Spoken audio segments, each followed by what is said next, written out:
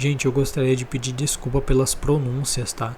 Eu sei que nem todas estão corretas, obviamente. Não sou nenhum profissional, eu não. Enfim, eu só pesquiso sobre por hobby, porque eu gosto. É um assunto que é muito interessante para mim. Todas as civilizações antigas e, enfim.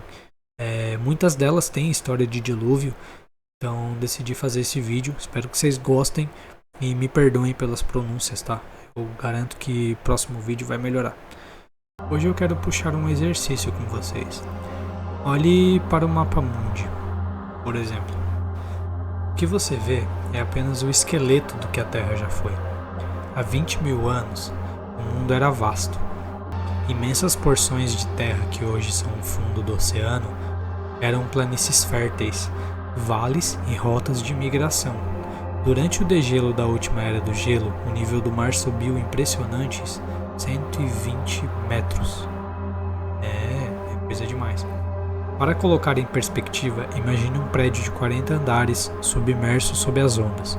Todo o litoral daquela época, onde a humanidade construiu suas primeiras comunidades e rotas de comércio, foi engolido. Nós não temos amnésia por escolha, temos amnésia porque nossa história está debaixo d'água. Existem histórias que sobrevivem a impérios e idiomas. Em quase todas as culturas, existe o relato de um tempo em que as águas subiram e o mundo deixou de existir. Por muito tempo, a ciência tratou o dilúvio como folclore, mas a geologia moderna está revelando que nossos ancestrais não estavam inventando mitos, eles estavam registrando o maior trauma da história humana. Hoje vamos mergulhar no abismo para recuperar as memórias das civilizações que o mar tentou apagar. O enigma de Younger Dryas e os pulsos de degelo. A ciência nos diz que essa subida não foi linear, não foram milímetros por ano. O registro geológico aponta para os pulsos de água de degelo, Madwater Pulses. O mais violento deles, o MWP-1A, viu o oceano subir de forma catastrófica em janelas de tempo curtíssimas. Há 12.800 anos, o planeta sofreu um resfriamento abrupto conhecido como Younger Dryas. Durante 1.200 anos, a humanidade voltou ao frio extremo, e então, há exatamente 11.600, este período terminou com um aquecimento violento. Trilhões de toneladas de gelo com quilômetros de altura derreteram de uma vez só. Este evento, o Meltwater Pulse 1B, despejou o conteúdo de lagos glaciais gigantescos nos oceanos. O nível das águas subiu metros em semanas. A Doggerland, que unia a Inglaterra à Europa, tornou-se o Mar do Norte. O Sundaland, no Sudeste Asiático, tornou-se um arquipélago. Perdemos o equivalente a um continente inteiro de terra produtiva. Para quem vivia na costa, o mar não avançou, ele invadiu. Beringia, quando a Rússia e os Estados Unidos eram um só. Exatamente, vocês não estão ouvindo errado não.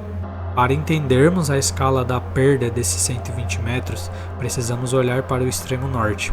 Hoje, o Estreito de Bering separa a Rússia dos Estados Unidos, mas durante o auge da Era do Gelo, havia um continente ali, a Beringia.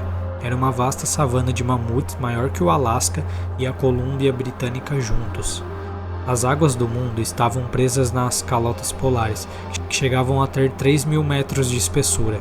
Como o mar estava a 120 metros abaixo, você poderia caminhar da Sibéria até o Alasca sem molhar os pés. Esse era o paredão de gelo que unia os mundos. Quando o grande degelo começou, o destino da Beringia foi selado. À medida que o nível do mar subia, o Oceano Ártico e o Pacífico se encontraram. O continente foi devorado, transformando planícies em mar profundo. O caminho da volta para casa foi apagado. Os primeiros americanos ficaram isolados do resto da humanidade por quase 10.000 anos.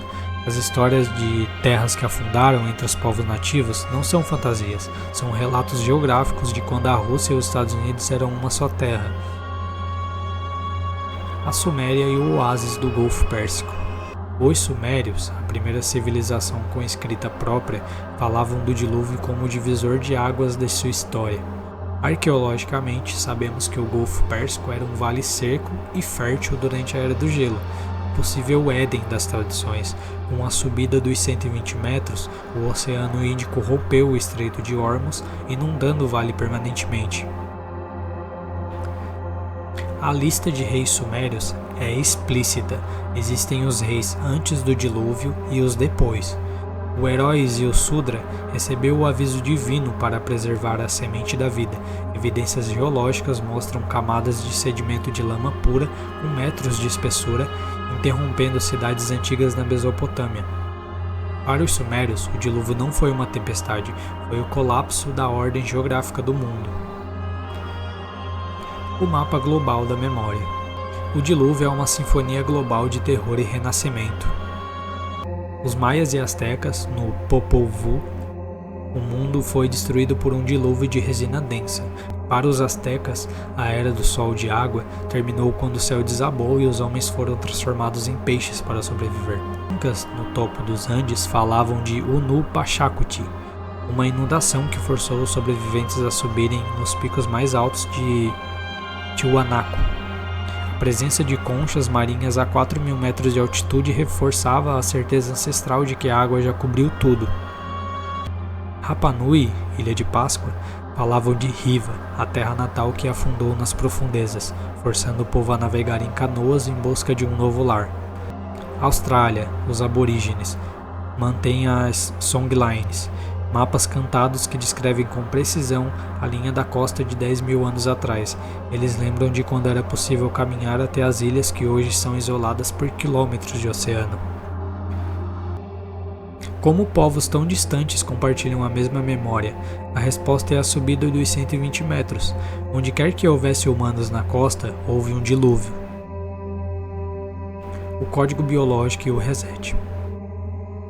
Cientificamente, a dispersão desses mitos sugere que eles foram herdados de uma experiência comum.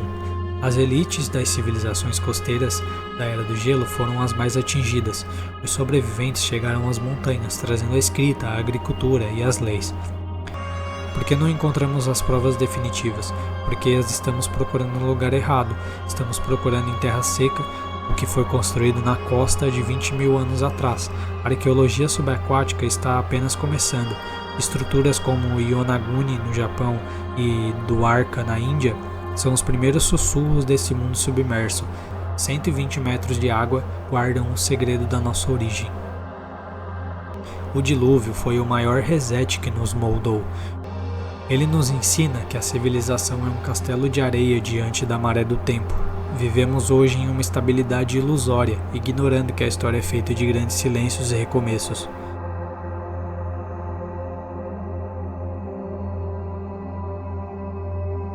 Se essa busca pela verdade faz sentido para você, este é o seu lugar. Inscreva-se e ajude a manter esse círculo ao redor da fogueira aceso. Obrigado por me acompanhar nessa odisseia. Fique agora com o escuro e reflita. Se o mundo mudasse amanhã, qual história você deixaria? A resposta está no silêncio.